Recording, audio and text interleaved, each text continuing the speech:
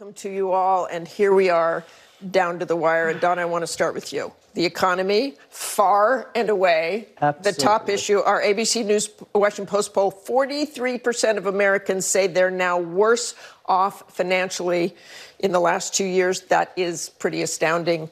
Why has that not been the number one issue on the campaign? You even heard Cory Booker this morning not talk about that, essentially, not focus on that. Well, you know, Martha, so you have to take a look at the entire country, because I do believe that whether you're talking about abortion, which is an economic issue, and why? Because when you are pregnant, and I haven't been, so I'll defer to those who've been pregnant and have, that's an economic issue. But we're also talking about what took place on January 21st. I have not been able to put this in my recycle bin. You know why? Because the same people who gave us this are now on the ballot in all 50 states. So while we're talking about kitchen table issues, which are very important, we also got to talk about democracy itself. Is that the right strategy, Christie? No, and they're going to lose.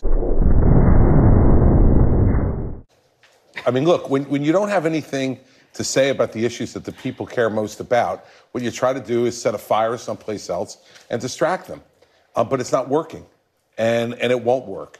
The fact is, when people go into a supermarket... But talk about that. People do care about democracy. They do. I didn't say that. Look, they don't care as much as they care about the other things. And all the polling shows that. And I'm not splitting the atom here, okay? All of the polling shows that what people care about the most right now is the economy and inflation. That's what they care the most about. And so, in the end... listen, I admire Donna. She brought props this morning. She's trying to do everything she can to distract people from what is the issue, which is they cannot afford to go to the supermarket. They can't afford to go to the gas station. They cannot afford to pay their bills. And when that happens, everything else goes to second place. And Republicans have no answer for that. The reality is if you're... And look, on the democracy issue, yes, you look and a majority of Americans think democracy is under threat. 80% think that if the opposition comes into power, that America as we know it will be under threat. But when you ask them which party is the greater threat, independent voters by about 7 points think it's the Democratic Party, not the Republican Party. So while Joe Biden is talking about how democracy is on the ballot, I don't know that his message is landing the way he thinks it's landing with these voters who are going to decide the election. And Donna, those are incredible statistics from that poll, that each side thinks the other is responsible for it, where I think that's an issue that Democrats thought was all theirs. Look, I'm not running campaigns anymore. I run my mouth on television.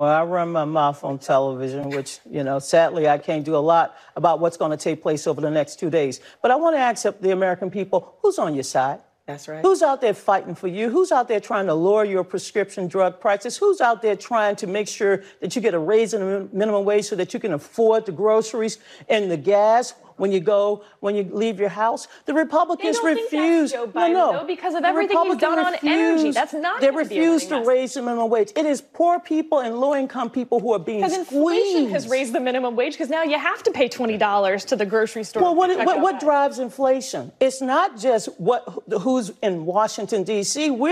This inflation is being driven by huge demand at a time we had 2 years of a economic lockdown. I think Chris needs to make sure I'll take Larry Summers' word for it, okay? Larry Summers, Clinton's Treasury Secretary, told the Biden administration 2 years ago, you go ahead with the spending you're talking about, and you are going to create enormous inflation, and it's exactly what happened. And we can try to blame it on a whole bunch of other things, but when you put $5 trillion that you printed into the economy after all the money that we put in during COVID, that's why you have inflation. And, you know, the fact is that it's got to stop at some point. And the Democrats don't want to talk about that because their constituencies are all about pay me more. In the end, Sarah's right that they ceded this ground to Republicans because they knew that Joe Biden couldn't articulate the argument as to why he was better. That's why they have him in Union Station talking about democracy. Could you go to a safer, large D Democratic place than the middle of the District of Columbia, send him over to Union Station, and put him back in the White House before he causes more harm?